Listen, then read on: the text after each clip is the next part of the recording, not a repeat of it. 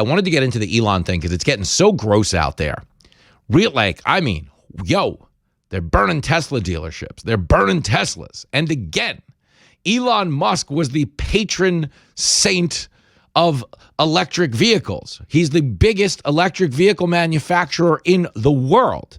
But we're now all suddenly pretending that never happened. We never liked this guy. He has no basis to exist in polite society. Democrats are so full of crap. Totally. But what is he actually doing is the point. Is nothing but trying to eliminate waste and fraud and abuse from the actual government bank account for all intents and purposes. The Government Accountability Office says we're spending $500 billion a year on fraud in this country. And he considers Medicare, Medicaid to be some of the biggest sources of that fraud. He also wanted to look at wasteful spending, which is what USAID was. Okay, it's legal for us to be funding drag shows in Ecuador, but should we be funding drag shows in Ecuador? The answer would be no. The answer would be no. Of course we shouldn't. And these are the things he's targeting, and they're trying to repurpose his efforts as some, government scheme to funnel money to Elon Musk, and Trump and his cronies are getting rich. And that's a cheap, easy, reductive way to sell this. But if you're paying attention, as many Americans are, okay, what Elon Musk is doing is really popular. Like paid protesters trying to blow up Tesla dealerships is wonderful if that's the business you're in. But if you're actually talking about what he's doing, the majority of Americans support him. Don't take my word for it. Here's Harry Enton on CNN, clip 6. This, to me, was one of the more shocking figures that I saw. Made me go, wait a minute, hold on one second. Whoa! Americans on Trump and Joe's efforts. Musk and DOGE should influence government spending and operations. Look at this. 54%. The majority say that he and they should. How about approve of Trump trying to cut staff at government agencies? Again, you get a majority here. 51%. So yeah, Elon Musk might not be that popular, but these cuts and the idea of spending cuts, at least within the federal government and cutting at government agencies, that actually has majority support. I was truly surprised by this, Kate, but the numbers are the numbers. Majority support for what Elon Musk is doing. So you understand, this has been the greatest effort by the media. Okay, over the course of the last 10 years, what the media has spent all their time doing is trying to convince you that what 10% of the country thinks is what 90% of the country agrees on. Meaning 10% of the country, 20% of the country is mad at Elon Musk. Okay, it's like the men in women's sports thing. 80% of Americans don't think biological men should compete against biological women. That is an 80-20 issue. Yet the media tries to represent it as if somehow the 20% are in the majority, and that's why people don't trust the media.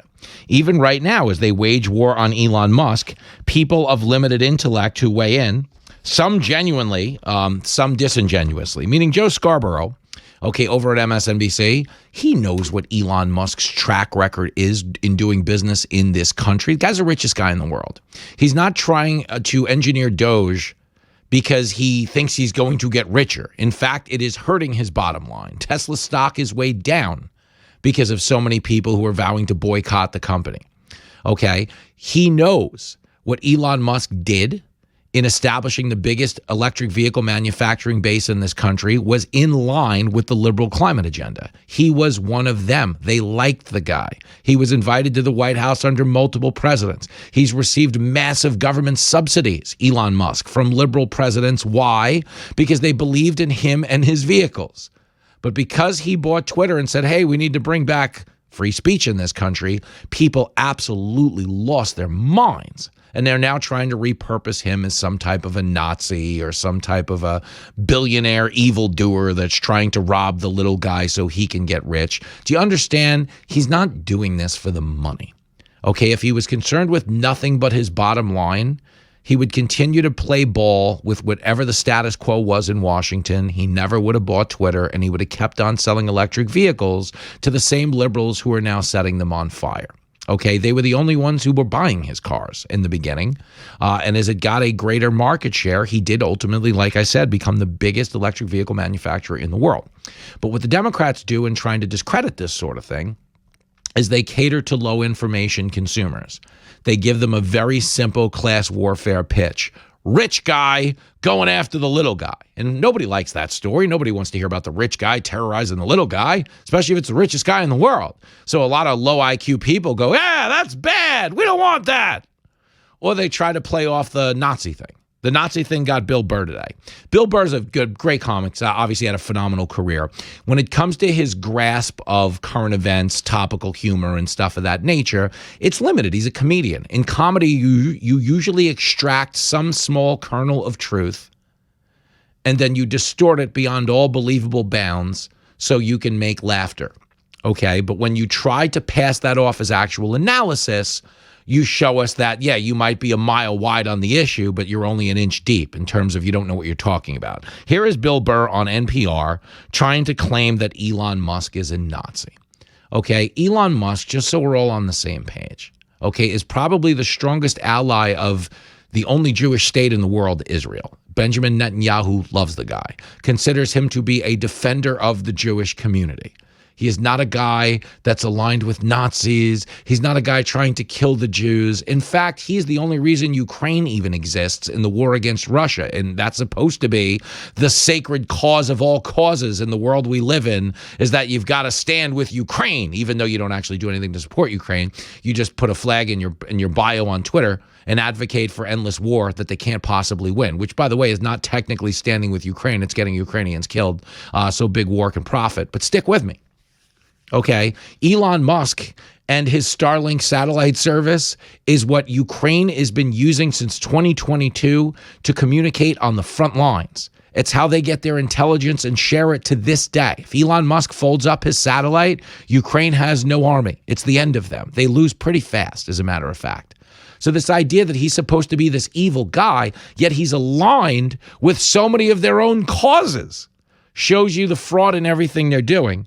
But again, if you are a low IQ person or you just haven't taken the time to invest and understand these issues thoroughly, you wind up making statements like this Bill Burr statement, clip 8.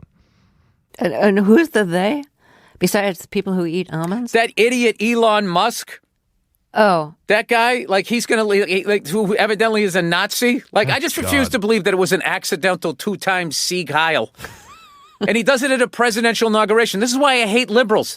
It's like liberals have no teeth whatsoever. They just go, oh, my God, can you believe I'm getting out of the country? I'm trying to be funny, obviously. You're going to leave the country because of one guy with dyed hair plugs and a laminated face who makes a bad car and has an obsolete social media platform? You're going to leave this. Why doesn't he leave? Why isn't he stopped? What are we so afraid of this guy who can't fight his way out of a wet paper bag? Ugh. That was embarrassing. I mean, shout out to Bill Burr. He's obviously had a really good comedy career, but this is not his particular area of expertise. Like Elon Musk, in terms of his obsolete social media platform, it is the #1 platform for actual political analysis and news. It's actually the biggest it's ever been in terms of its market share. When it comes to his car, he's the biggest electric vehicle manufacturer in the world. So if you were going to fact check comedy, which you shouldn't, because he was trying to be funny there, even if none of you laughed at the end, he was trying to be funny. And to the larger point, though, the Nazi thing, I mean, come on, man. That was absolutely dreadful. Okay, there's no comparison between Adolf Hitler killing 12 million Jews and anything. None. Okay, it so cheapens what Hitler did. It so cheapens the suffering of the victims, and it obviously denigrates the valor that the greatest generation of Americans showed in going over there and defeating the Nazis. Okay, people literally died in the hundreds of thousands in that war to defeat the Nazis. Nobody's dying to defeat Elon Musk, nor is he trying to kill anybody. It's so lazy and it's so cheap. And the whole photojournalism, anybody who raises an arm is a Nazi.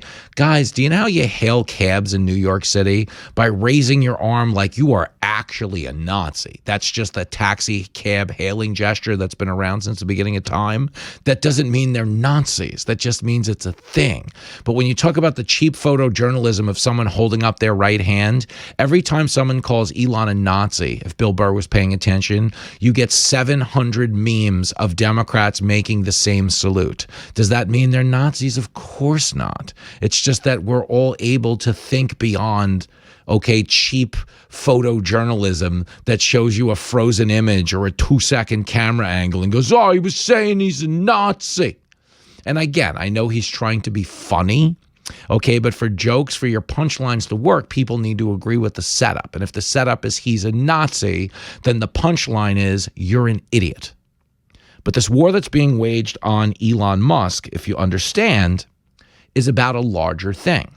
There's an unelected bureaucracy in Washington that controls the government. That is a statement of fact. It doesn't matter who wins the election because those people are accountable to no one. They hold the power of the purse and they spend the money on whatever the hell they want, regardless of what you voted for in the election. And they can slow roll a president if they don't like him. Okay, or they can overinvest in his policies, knowing he's not actually signing any of the executive orders like they did with Biden and exporting a lot of woke ideology around the world.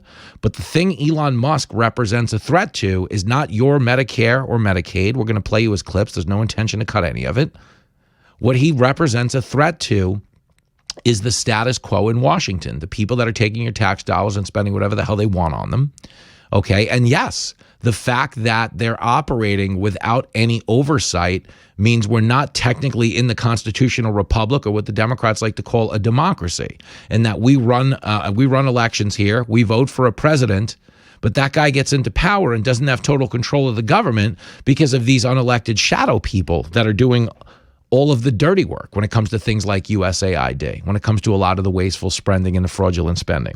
And what Elon Musk is trying to do as a member of the private sector does not benefit Elon Musk. So you might ask me, why is he invested in this? This is some egotistical power trip? What is it? He wasn't a Trump guy 4 years ago, certainly wasn't a Trump guy 8 years ago. So why the hell is he doing this, Jimmy? This is a guy who does business all over the world.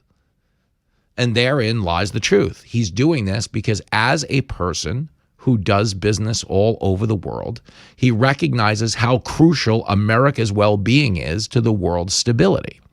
We are not only the greatest source of good the world has ever known, but we are, for all intents and purposes, the core of the whole thing, okay? The gravitational pull that maintains some modicum of world order. Am I saying we live in a peaceful world? No, God, no, it's on fire. But the only reason we have relative regional stability is because of America. Okay, America, who has the biggest economy in the world that's intertwined with so many other economies. America, which has the biggest, fiercest fighting force in the world. One so powerful, it defeated Nazis. Okay, and it didn't defeat Nazis so it could sit around and be called a Nazi by low information people who just don't understand the complexity of what Elon Musk is trying to do. And you can make an argument then and there that, yeah, maybe in a roundabout way he is doing this for himself, because as a guy in the private sector, he sees America doing a lot of unsustainable things.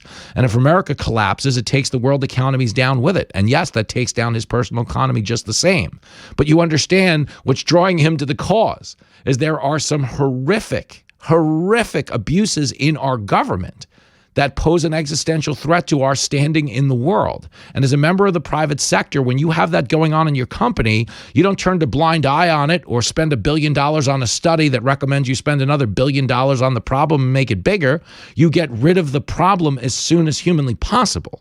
And that's what he ultimately represents a threat to, is their inefficient and expensive way of operating the government isn't going to be here if he has his way.